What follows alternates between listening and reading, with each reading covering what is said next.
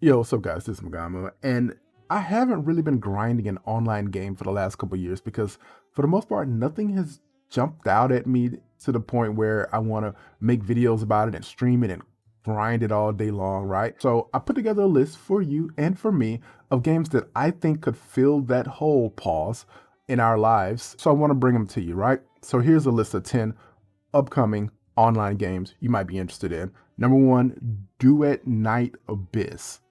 What a name. Now, this came out of left field in like the last week or so. It made a pretty big splash because it looks insane. Like, if you are into anime and that type of stuff, like, I don't know why you wouldn't be interested in this because the presentation is insane. Like, the animations, the way the characters look, the way they're designed, like, just everything that's presentation and visual about this game is super top notch. Even the combat, everything, like I am super impressed with the way this game looks. Now, there's one big catch, right? One big catch. I'll just say the game is framed in a certain way, right? I think in a certain light, the war that's portrayed in this game is framed a certain. This game borrows heavily from Warframe. Don't make me say it. Like, and I don't mean just a little bit on the surface. Like, this game borrows heavily. Bullet jumping in this game, the way the third person camera moves around a little bit, the character design, almost every character design in this game is not loosely based on a Warframe alternative, strongly and obviously based. Excalibur is here, Titania is here. Someone said Grendel's here. I don't really see that one, but definitely Mesa is in this game, right? So these guys clearly either have a passion for Warframe or they thought, let's just get some Warframe players on our game. Now, is this a bad thing? I'm gonna be honest with you. No. I think at this point, if something is resisting being inspired by things like Warframe, they're just setting themselves up for failure. Does it go a little overboard in its copying? Yes. Especially the Mesa thing is a little too on the nose, right? Like, we know that's Mesa. But overall, I think Duet Night Abyss looks insane. Like, out of everything on this list, the movement of the character and the gameplay is the most impressive there. Number two game, Soulframe. This is made by Warframe devs, of course. This looks to be more inspired by Souls-like games. The reason I'm interested in this is number one, it's made by DE, and DE has an amazing track record as far as good monetization, game updates. They don't really go into in-game probably as much as I would hope they would, but they do definitely keep the game updated. They keep it bug-free. They keep story content coming to the game. And if Soulframe gets all that, then I don't see why this isn't a game you wouldn't play. I know you guys have all heard of Soulframe, but the thing I like about Soulframe is that I think Warframe goes a little too far with the guns. And it happened over a decade long time, so I don't really blame them. But at the point where you have rocket launchers and freaking grenade launchers and proximity mine, like, there's so much in the ninja game that, like, the idea of a ninja with a bazooka is a cool concept, but I think it's time to pull back on the next game. And I think Soulframe pulls back on that. So I'm hoping now that there aren't any rocket launchers, now they can go in more depth with their enemy design, with the way you engage with enemies combat wise, block, melee, parry, slice, Dark Souls, roll away, glide away, whatever you got to do to not take damage. I think they can go way further down the route of this game engaging with its enemies better, because in Warframe, you kind of just run by enemies, dash by them, bullet jump by them, right? And enemies don't really present much friction or resistance to the player. So now that it's more boots on the ground, it's a little slower, and that you can't shoot the enemy, I think. Now, I don't know if they're going to have bows and arrows or throwable stuff. I guess at some point, maybe. But I do like the idea of bringing it back down a little bit so that the enemies become more engaging. I like the power fantasy of Warframe, but I also like being able to be defeated, right? And I think they're going to do that. Next up, Blue Protocol, aka Granblue Fantasy. Just kidding, those are two different games. To be honest with you, I didn't even know these were two different. I don't know. It's weird. These games were announced so long ago, Blue Protocol and Granblue Fantasy, that I hadn't even really checked the difference. So don't worry, I'm going to explain the difference to you, and it's a pretty big difference. So they're both anime style third-person games, right? Now, here's the big difference. The next one is Wayfinder. First of all, I don't even have a key to Wayfinder, and I'm going to be honest with you, I'm not going to spend money on a key. Now, with that being said, what is Wayfinder? Wayfinder is a game that was made by the people who made the Darksiders franchise, so you can kind of get an idea stylistically what that game is, how it looks, how it plays. Third person, you can have some ranged weapons, you can have some melee weapons, very stylized game. But the biggest thing is this is published by DE, and again, just like soulframe, it's going to be heavily inspired by the DE culture, right? It's going to be fairly monetized, I would imagine. It's going to be an online game. It's going to be fairly regularly updated with story and weapons and that type of thing. You can expect that. It's going to be some progression. Anything that you think about Warframe, you could probably expect from this, even in a bad way, because a lot of us who were here with Warframe in the early days, we know that Warframe had to get its slow start. And before it got that slow start, a lot of people didn't really play it because they didn't have an appreciation for what the game could be. And now that Warframe is what it is, a lot of people, a lot bigger audience has an appreciation for it. And that's the same thing that's happening with Wayfinder. Wayfinder is getting a very slow start. A lot of people aren't on the game. It has a super small player base. Not many people are playing it or watching it on Twitch or watching content about it, but it has a ton of potential, right? Now, the problem here, and I'm going to be super scathing with this, the problem with Wayfinder is the difficulty behind saying that you're creating an online co-op free-to-play game that you have to pay to get into. I definitely understand that it's super early. They want to get people in and they need to make that early investor money, like where the players are invested in and spending money, because that was probably crucial to Warframe as well. But the accessibility to this game is so limited that I don't think people even know Wayfinder exists. Like, even inside of the Warframe community, I don't think people know or even care about Wayfinder. And that's a game that needs the Warframe community to know what it is, to spread the word about it, to play it, to spend money on it. I think they've made a huge mistake by limiting the amount of people that can play this. And I'm not gonna play it, to be honest with you. I think once it becomes free to play, I'll show more interest in it because you guys will show more interest in it.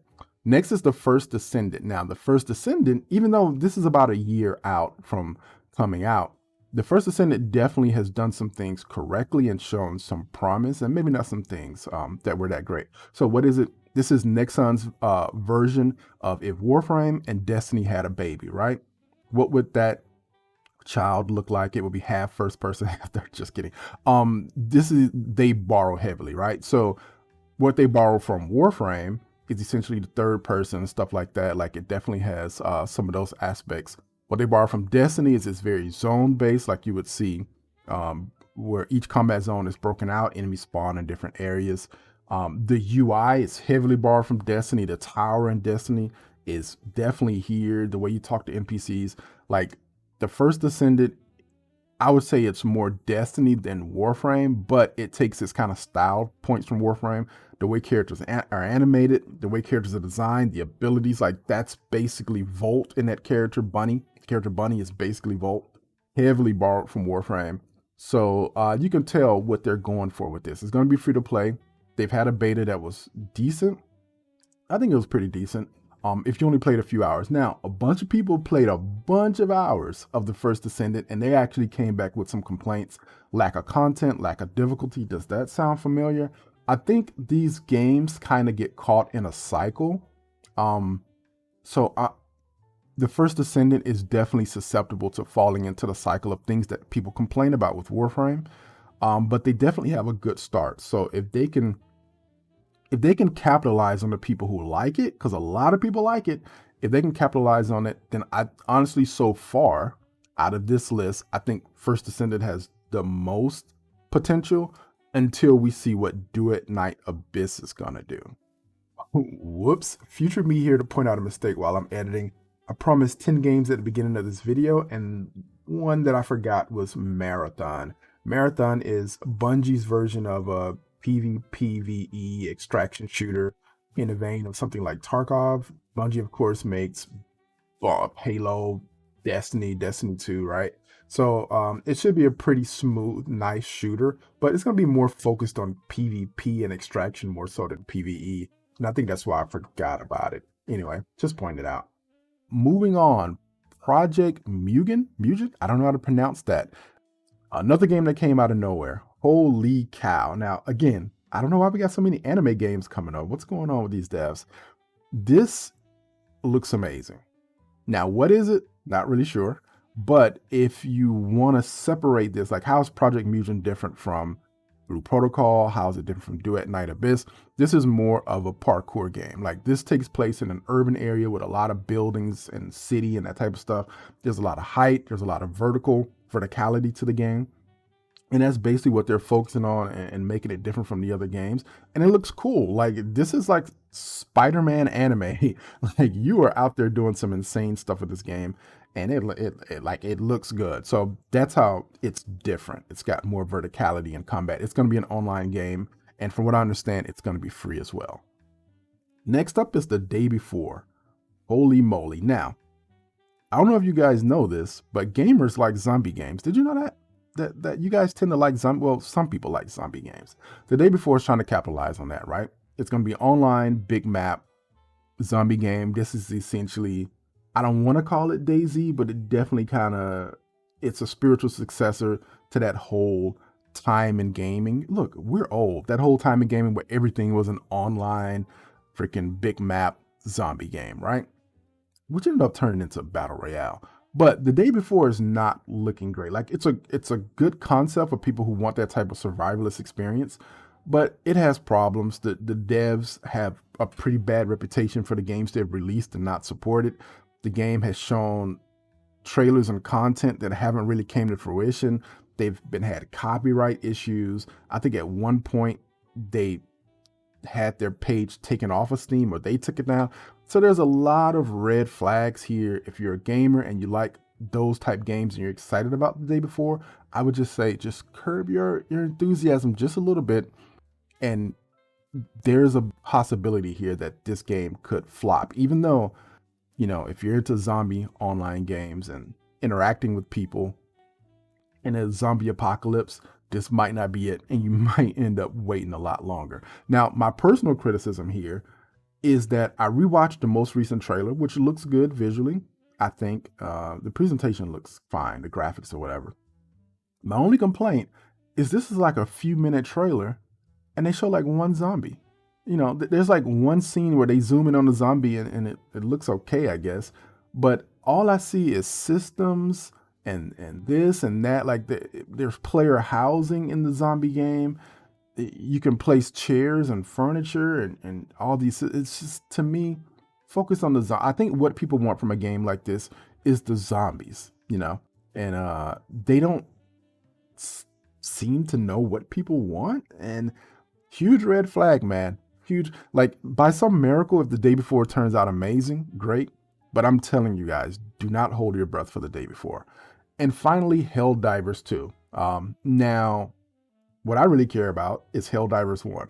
Helldivers 1 flew under the radar, and it is unfortunate because Helldivers was essentially this kind of, I think it was a 4-player co-op top-down game, right? Games like Warframe or third person, Destiny is first person, but we didn't really have much top-down, especially before games like, it's not coming to me, Lost Ark. Especially before games like Lost Ark in the MMO kind of space.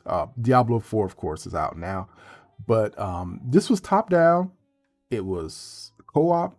You had guns. It was a decent game. Helldivers 1 was pretty decent. It flew on the radar and a lot of people didn't know about it. I loved the ship and the gameplay and the guns. It was just really cool.